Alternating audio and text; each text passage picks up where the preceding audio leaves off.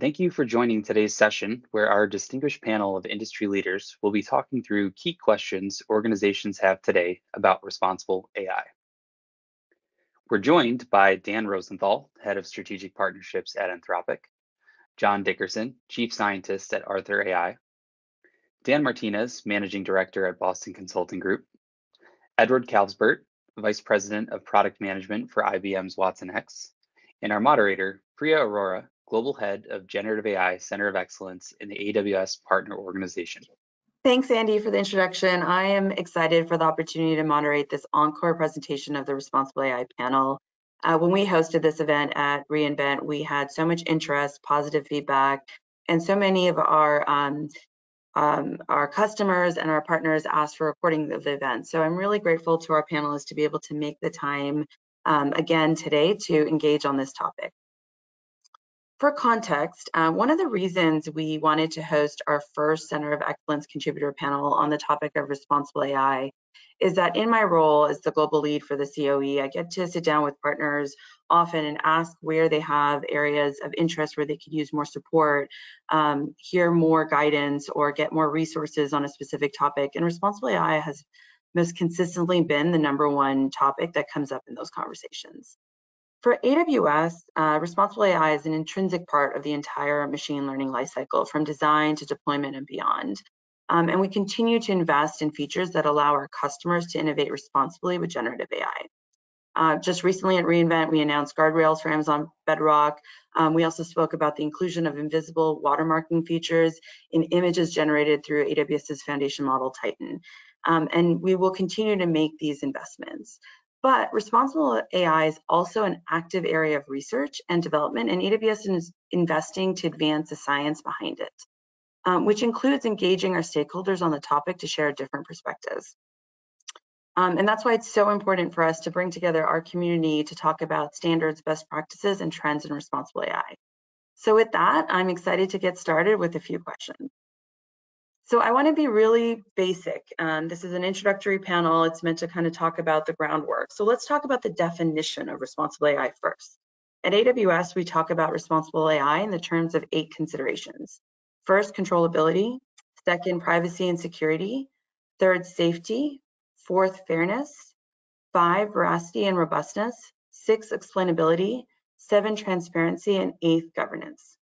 I'd love to hear from the panel how you define responsible AI and if these pillars resonate with you. John, would you mind kicking us off? Yeah, thanks for the opportunity to speak. So responsible AI has been I won't say a moving target, but it's been an evolving space for well over a decade now. And it's exciting to see this continue to evolve over time. It's exciting to see AWS's leadership in that space. And Priya, like you mentioned, AWS has nailed down 8 different considerations or desiderata in that space. Everybody has different opinions on this. I do as well. I would lump together, for example, more traditionally, fairness, explainability, and transparency into sort of a cohort of considerations. I would lump together safety, controllability, and governance, and potentially even add in something like a specific focus on alignment or the ability to get principled human feedback and then aggregate that into a system prior to deployment and then also post-deployment. And then finally, I would say it's always very important to focus on evaluation, not just of specific models, but also of sort of the holistic system in which you're deploying a model. And so this is an introductory panel. What do I mean by that? Well, this is going to be looking at not just metrics around the specific model that you might choose. Say you're using Bedrock and you decide to choose some specific open source model over another one. You might look at a bunch of different metrics for this specific model, but at the end of the day, what really matters, dovetailing with, for example, controllability and safety and so on, these considerations on the AWS side, what really matters is the downstream impacts of that system, which includes as one of its components that large language model or that foundation model. And so taking a holistic view to that evaluation, we find is very, very important. And so, for example, at Arthur, we have a product, an open source product called Bench that looks into evaluation. And there aren't any perfect solutions here. We're not claiming to have a perfect solution here. It looks into evaluating not just the LLM, but the system itself. And so I think actually in the coming years, we're going to see a lot more focus on that sort of higher level system evaluation when it comes to deployment. And when I say evaluation, I mean evaluation with the context of, for example, these 8 considerations that you listed as well, right? So this will be evaluation of, for example, the safety of the system or some form of fairness for the system or some form of explainability for the system itself. And then finally, I'd like to put a specific emphasis on when it comes to responsible AI. It's not just something that you check all the boxes once and then put into deployment and then forget about, right? This is not just a pre-deployment process. And so it's important to, and again, to AWS's credit here, there's some leaders in this space to always have this always-on monitoring around the system itself. And that's on the model, that's on the data streams that you have, that's on, for example, it could be even looking at like the legal landscape, right? We're going to see a lot of evolution in this space in the coming years. You mentioned watermarking, for example, right? Watermarking, we're going to see a lot of in the coming years as a function of the White House's executive order that came out, which mentioned this specifically. Monitoring for that space over time and then making the appropriate changes in the system that's using that LLM, I think is a core component of our AI. And it's hard to say that, right? Because that's a tricky thing to do. It's hard to define exactly, I'm doing monitoring well, or, I've deployed something and I feel confident that it's robust to changes in, input data streams or changing user behavior or the legal landscape. And so, this is going to be a cross-functional problem that, not just technicians, not just people like me are going to be able to solve, but it's going to be something that takes into account basically folks, from the legal landscape, folks from compliance, folks from tech, and so on. So to summarize, I guess for our AI, it's not just something where you can list, I would say, core components and say, I've checked off these 8 specific considerations, right? That's a good starting point, but it's something that you have to keep an eye on, as long as the system is in production. Does anybody else want to add to that? I know it's such a basic question, right? What is responsible AI? But it's such a complex answer. Because I think it's one of those things that's still evolving, and and I think one of the things that you said that stuck with me is that it's not just about the tech, right? It's about so many different stakeholders and teams within your organization, and it's an ongoing investment. It's not a one-time check as you kind of deploy or test with certain models. I know it takes a minute to get off mute, so I saw a couple people reach. Does anybody want to add anything before I jump to the next question? I was just going to make a point because I think John made a good point around how companies. This is not a one and done activity, right? It's something that companies need to think about the ongoing operations of responsible AI. And if you look at 2023, most companies started experimenting with generative AI, but now they're putting things in production in front of live users. So I'd say last year, if companies were to prioritize explainability and data privacy were very important to get started. But going forward, as I reflect on the principles for the AWS principles of design, fairness will become very important as well. And even like how companies think and set up their governance processes to make this an ongoing operation. And in a way that's industrialized and well institutionalized in the company, will become more and more important in 2024. Yeah, 100% agree with that. All right, I'm going to jump to our next question. So Daniel, I'm sorry. I know building responsibility is a core focus and priority for Anthropic. Can you share with us what do you see as the emerging risks and challenges with generative AI in the context of responsible AI? Yeah, of course. So first of all, what a pleasure to be here. Thank you. I'm Dan Rosenthal. I lead our strategic partnerships team at Anthropic. And just for those who don't know, Anthropic builds frontier large language models and works to make them reliable, interpretable, and steerable, some of the terms that have been mentioned. But also we have a deep dedication and focus on safety. By way of background, many people will be familiar with OpenAI. Our founders came out of OpenAI. They were the team building the previous versions of the large language models over there and brought much of the safety team with them because they were anticipating many of these challenges. As the models get more powerful, they invite wonderful opportunities, but also new risks. And so the way we think about it at Anthropic is we try to get ahead of thinking about what those risks will be as the models are more powerful and thinking about the whole value chain. I love what John said about it's not just kind of the model performance, but the whole system, and what Dan was saying about the governance that goes on after the fact, ensuring fairness and so forth. But because we build these models, we put a lot of effort in trying to make them as powerful, but then also as safe as possible, such that they can be deployed responsibly as they get more powerful. So one example of that is a technique we developed called constitutional AI.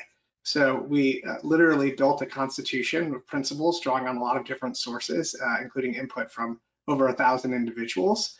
And we basically score the outputs of our models based on their accordance to this constitution. And that helps the output of the models be more honest, harmless, and helpful. So it's one technique because these models are so powerful. They can be basically prompted to generate toxic or biased or even dangerous outputs. And as they get more powerful, one thing we anticipate is that they will be capable of generating even more potentially harmful outputs. So thinking about it at the model level, what protections are being put in place? What kind of red teaming or testing can we do before we put a model in production and make it available? And being a partner, particularly to our enterprise partners, we're available on Amazon Bedrock, right? So we have many enterprises who are starting to pilot and scale up use case with us. We want to ensure that the model itself has been rigorously tested. I think point two is, as I mentioned, as these models get more and more powerful, we have gotten out ahead of thinking about how will those impacts, as they get stronger, impact society, and what kinds of controls do we need to put in place in advance of release. So we published our responsible scaling policy, which is available on our website. We've encouraged other model providers to do the same, and have been very encouraged to see that others have done the same or are starting to do the same, to just anticipate what other sorts of disruptive or even devastating harms can come as the level of intelligence these models have approaches or even exceeds in some capacity what humans can do. So tremendous opportunity, but again, we try to think step by step and get ahead of, as the models get more powerful, how do we make sure that they can be responsibly deployed, that we know what's going on inside of them, and that we're anticipating these risks. I think the last point I would just make is, again, just about the importance of being engaged in the broader community about this. So one place where Anthropic has tried to lead, and I think we've been pretty successful in influencing here, is, meeting with government officials, influencing the policy debates about this, and thinking about the broader implications on our society. So I think being in dialogue with those institutions and thinking about how to deploy this technology responsibly is something that involves not only technologists at the model level, but thinking more broadly about how will this be regulated and monitored in the future, and making sure that we have a close collaboration with governments, as recently as our CEO kind of testifying before the US Senate on some of these issues. So yeah, I think the way we think about it is ultimately it's core to our mission to make these models extremely helpful and honest and interpretable, but also safe. And as they get more powerful, our mission is to make sure that they remain that way. Yeah, I love to hear about the proactive approach that you guys are taking and kind of really looking forward to what the risks but opportunities are. And I think that last point around being aware of what's going in the market is really important. Not to put you on the spot, but are there some guidance to folks listening in about if they want to stay ahead and abreast of trends and what's happening here, and understanding like what's factual around responsible AI and some of the real risks? Is there any resources or guidance that you would give them as far as kind of staying on top of the latest and greatest? Yeah, well, this may seem like a shameless plug, but we have a whole section of our website that has sort of our latest view on this and links to really helpful resources. So I'd recommend starting there. But there's a number of great resources at this point, and even just following some of the government websites as they release new things around AI. I think at this point, every agency in the US is being required to have a head of artificial intelligence. So they're kind of engaging deeply here as well. I think at the end of the day, like, this is uncharted territory. And so there's new discoveries happening all the time in terms of the model capabilities, but also the risks. So what we'll continue to do is, publish our findings, be very transparent about what we're seeing, where we see the risks, and communicate those out, because we see that as core to our mission. Awesome. Anybody else on the panel want to add to that, or?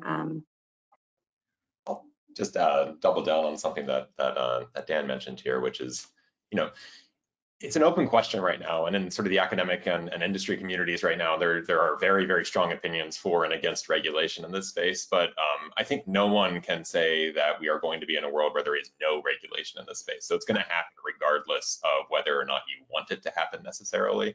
And so I would say having the right people, the informed folks who can be in the room, conditioned on this happening no matter what. It's going to happen, right? Technology is going to be regulated. That's just the way things go. Having folks that are informed to help guide that policy and that legislation creation, I think is extremely, extremely important. And so, this is almost like a call to arms to anybody watching this, like, help government officials, help us maintain our dominance as AI leaders, as the United States. That regulation is going to happen whether or not folks want it to. Yeah, I'll add to that also that traditionally regulation happens at a sector level, right? So if you're working in financial services or in insurance or other regulated industries, you're very familiar with that process. But this technology is so broad based in its applicability that even industries and use cases that traditionally would not have been subject to this kind of regulation, whether it's retail or digital native ISVs, if you're using the technology, you're going to be regulated at some level. So it is important to stay ahead of it and certainly contribute best practices that continue to support a rapid level of community and industry-led innovation, but do protect citizens and customers and users from some of the risks. Yep. Okay, I'm gonna kind of dovetail off this topic. It's actually a great lead into the next question, which is, and Dan Martinez, I'd love to direct this towards you. You guys are a group of experts. You talked a lot about kind of what's happening in the industry. You talked about regulation and gave great guidance of how to stay abreast of it. But a lot of our stakeholders that I personally get to engage with or talk to or hear our partners we're talking to aren't necessarily folks that are living and breathing generative AI every day or have in the past. So we're seeing a different group of stakeholders, so different C-suites, C-suite roles that are interested in generative AI. So understanding that, how, Dan, I know BCG talks to varying customers at the C-suite level. Do you think the average individual has a good understanding of some of the components of responsible AI, what the true risks are with generative AI, and how to make some of the decisions about the investments that are that they may be considering with a responsible AI lens? A great question. So in our work with our clients and the companies we work with and the C-suite we work with, I'd say the efforts are quite exploratory at this point. I would argue that CEOs are very concerned with a set of topics, many of those that we discussed today, but in particular, copyright protection and legal protection. And there's quite a bit of discussion involving legal teams in these companies to understand these risks. And we see tech partners looking into this as well and how to help companies adopt this in a responsible manner from a copyright perspective and offering copyright protection. The second topic that we see quite a lot of discussion is around data, right? So how can companies improve traditional data management capabilities to support generative AI? I mean, of course, generative AI expands the data scope into unstructured data, and many chief data officers find themselves at this point unprepared to deal with unstructured data. So we see quite a lot of evolution around new tooling, new data governance frameworks, understanding the accuracy, timeliness of unstructured data, and with various levels of implications across sectors, right? So, if we look across healthcare, banking, insurance, they all have different types of challenges around unstructured data. But this is going to be a topic where companies will invest in preparing, improving, consolidating data frameworks, consolidating data platforms to make data available to generative AI models. There's also a concern around change management. And it's not about just rolling out a model and giving a link to people. People need to think about what training is necessary. Not everybody gets it quickly, and many efforts that were experimental ended up becoming underused. So now there's concerted effort to make sure that people understand how to use it. They're sharing prompts that work. They're sharing prompts that don't work and how to improve them. So there's an active discussion around change management rolling out, especially in 2024, where we're going to see more and more efforts hit production and hit larger user bases. Change management will become more important. The companies who are seeing are most successful are doing this are applying a cross-functional lens, right? So they have, HR involved, they have legal involved, they have career development and learning organizations involved, as well as IT, right? And then within IT, we are working with CIOs and chief AI officers, chief data officers to look at this from data, from infrastructure, from model perspectives, right? So even within IT, there's a cross-functional lens that needs to be applied.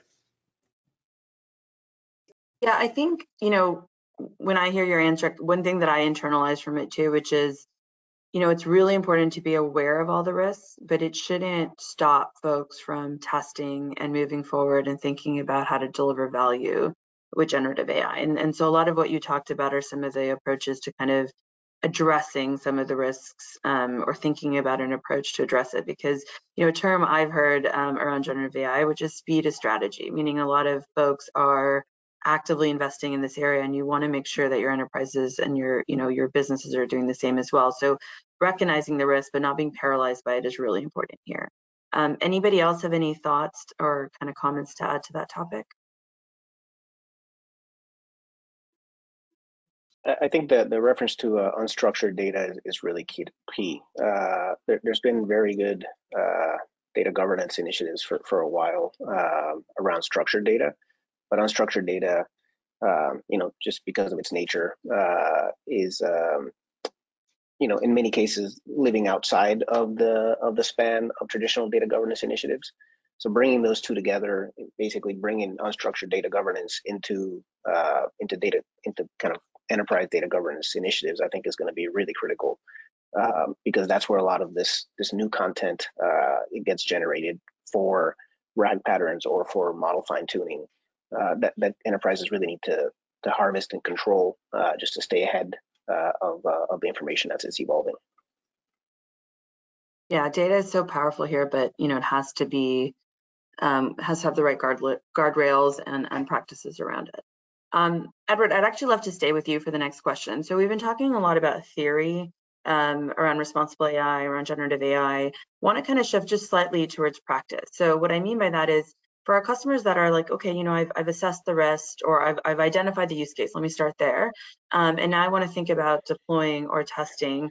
How should some of these customers who are ready to start building and deploying a generative AI application assess the risk and create the right approach to checks and balances and guardrails around their solutions? I'd love your guidance and insights, especially based off of what you guys are doing with IBM Watson, and kind of how you're learning from that as well. Yeah. So at IBM, we've been working on the problem of AI governance or responsible AI for a long time, even before Gen AI. And at the most basic level, I define the risks in three categories. So risk associated with the inputs, which starts with, how is the model trained, right? You've got the classic garbage in, garbage out problem, but here you've also got, the need to filter for unwanted data, like hate, abuse, and profanity, or PII data that may be going into the model training process. And then you've got the mitigation of copyright and other IP issues. On the input side, you probably also want to do some amount of monitoring and filtering of the prompts themselves, potentially. So you've got risk associated with the inputs, risk associated with the outputs, which I think is where a lot of the focus is right now. So how do you detect and mitigate the new risk introduced by Gen AI of hallucinations? So non-factual data. How do you monitor and filter for any leakage of PII to make sure that the Gen AI output doesn't become a data breach point? And how do you monitor, detect, and correct for bias and fairness? And this is really important, for example, when you have a model that may be customized for a particular use case. Say it's going to support an internal HR process. That same model could potentially be used in a customer care situation, directly with customers, but you're going to have an entirely different set of inputs and outputs, and a new kind of drift and bias that may occur in that change. So really kind of managing that life cycle, which is the third risk area, which is the overall the overall life cycle, which is how do you assess those risks, particularly in the intersection between use cases, industries, and the technology itself. How do you have separation of duties between development and experimentation, customization, and then deployment and ongoing monitoring? And then, of course, how does that all ladder up to potential regulatory compliance obligations that you may have in the process itself, and then the explainability of the outputs. So inputs, outputs, and overall process is kind of the framework that we use to approach it.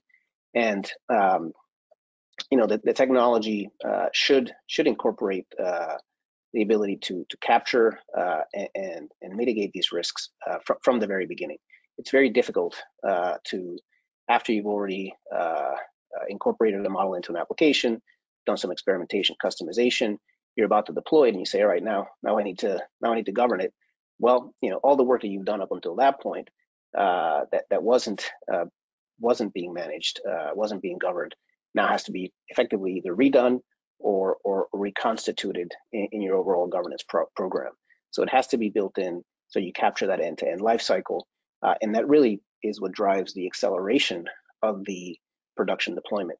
A lot of really good work in traditional AI, predictive machine learning, really struggled seeing the light of day from a production perspective because it was done ad hoc on the sidelines of mainline IT and AI and data governance processes. So there's a lot of lessons learned from that prior experience that can be applied here.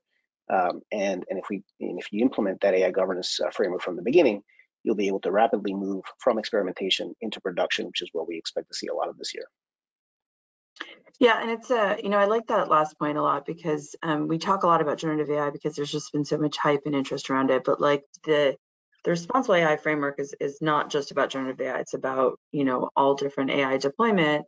If you have a successful, if you feel like you've had a successful approach to kind of governance with AI, any like tactical guidance about applying that to a new generative AI application? Is it plug and play? What are some of the considerations or adjustments you want to make? I think you absolutely should build on that foundation if you have it, and you need to establish it if you don't.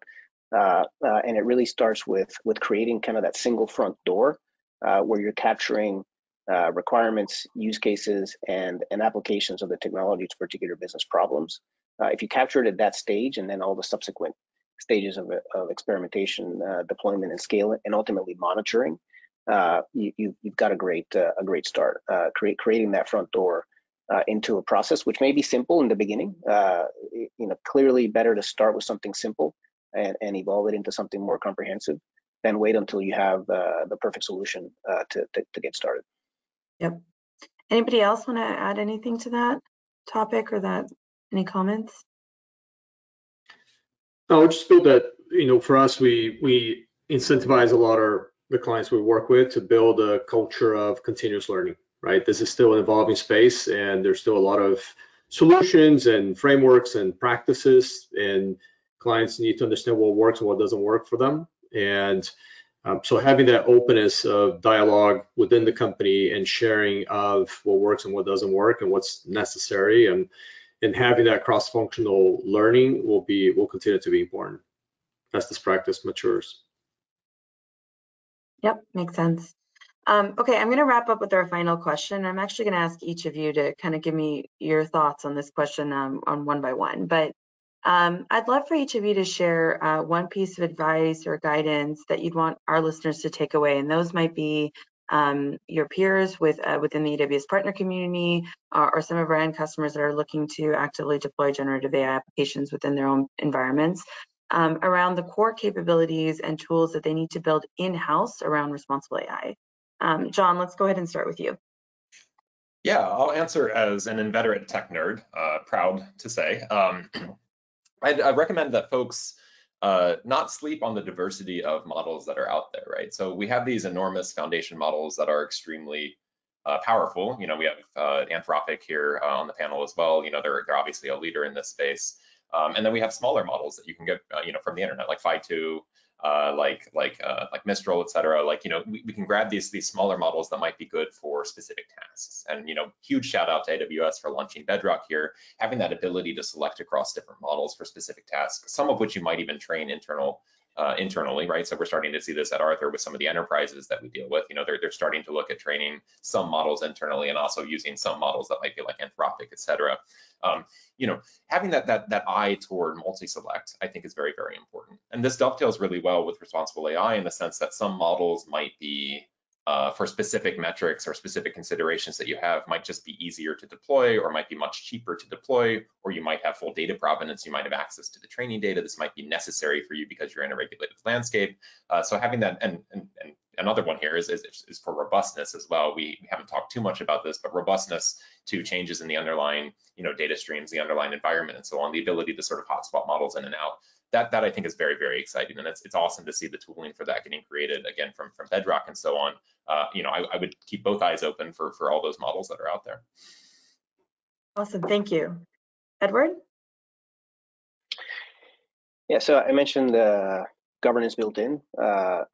Something to it's a day one consideration, not a day two, day three consideration. So certainly that's something to keep in mind. But let me add a second point, which is that enterprise data is really the only sustainable source of competitive advantage. The technology is moving very quickly, and there's always going to be a kind of an innovation frontier, but there's also going to be a lot of commoditization, and the line of good enough is moving up and up every day.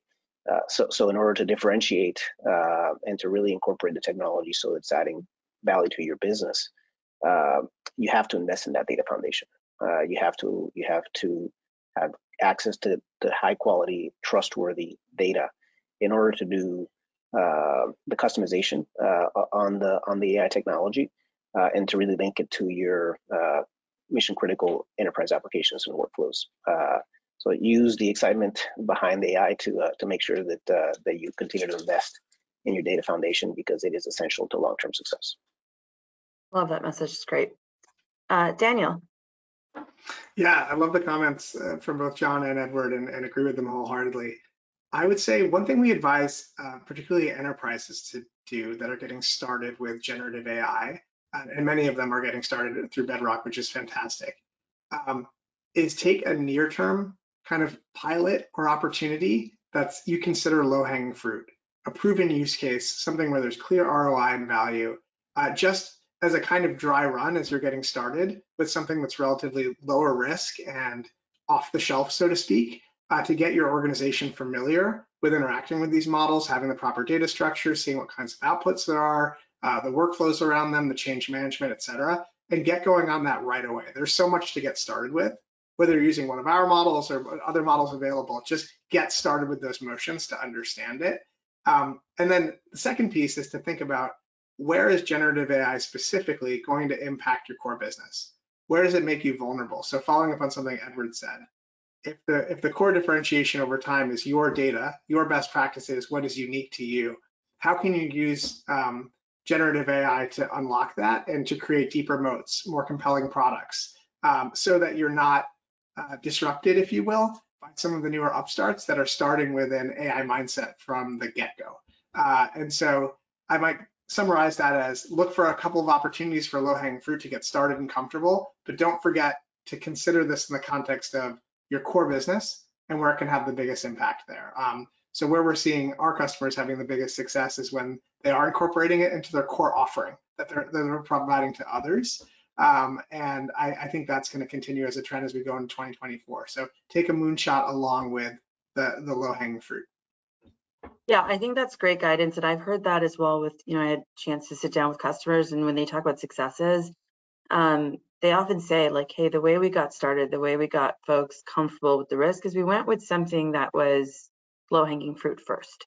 It might not unlock all the potential of the value today, but it opened the doors to the next project that will, and it allowed us to figure out the things we needed to figure out. So I think that's great guidance, and I like that added angle of make sure that it's core to your business, that it's something that truly you can add value to as well. So thank you for that. Dan Martinez. Oh, sorry, go ahead, Daniel. Yeah, one point is just having the infrastructure in place will be very important too, just the rate of improvement of these models. And so having that ready, so like the next unlock, the next innovation, you're well positioned to capture it. Yep. Dan Martinez. So I would say I agree with everything that's been said. I would say companies need to keep an eye on value, in particular in 2024. While last year was a big year for experimentation and kicking off the learning curve, 2024 will be a year where business leaders will be expected to produce value out of generative AI, and boards will demand CEOs to be accountable for these investments.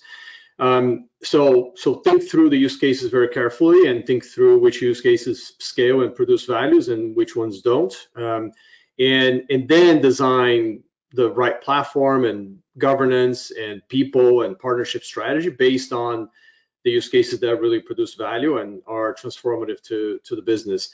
We're looking more and more, instead of tactical small use cases, and we're advising companies to think through how to change their functions, right? So how to think about changing customer service, how to think about changing finance, HR, and other functions. So think big, think at the functional level, and then understand how Gen AI will transform at the core, and then design the rest accordingly. Yeah, I think that's a great message. I mean, I feel like 2023, we talked a lot about things like, you know, throughput and token size, and I think 2024, it's going to be about ROI and, you know, NPV and stuff. So, you know, I think for all our AWS partners out there, I think if you haven't, we have some great training and resources on that as well in the COE, and definitely spend some time, because I couldn't agree more, Dan, that that's going to be really important. And it's going to require many of us to talk about this, like talk about the opportunity with AI and generative AI, just slightly different than maybe how we have in the last year. I want to thank you all for your time. This is the second time I've sat through this discussion, but I learned something new every time, so I really appreciate it. And for those of you listening, if you found this helpful and want to either engage further on this topic or other similar topics, I'd like to leave you with a few resources. First is a link to our panelists' bios and contacts for their organizations. If you want to engage further on the topic of responsible AI or leverage organization support or partnership in generative AI, that'll be a great resource to go to. Second is a link to our AWS Marketplace page for generative AI. It has listings for many of these partners, as well as others around offerings around responsible AI, but more broadly around generative AI. It's a great way to explore how you can leverage the AWS partner community in your generative AI activities or deployments to see where they may be of support or resource, or can be of support. The third is a link to our Generative AI Center of Excellence Resource Hub, where we host recordings like this, as well as trainings that I referenced on ROIs, as well as many other resources for our partner community. So I invite you to come there, check it out, and explore. And I just want to really thank all the panelists again for your time today, for the active discussions. Like I said, I learned a lot, and I think this is such an important topic, so I really appreciate you guys taking out the time and sharing your expertise. Thank you for having us.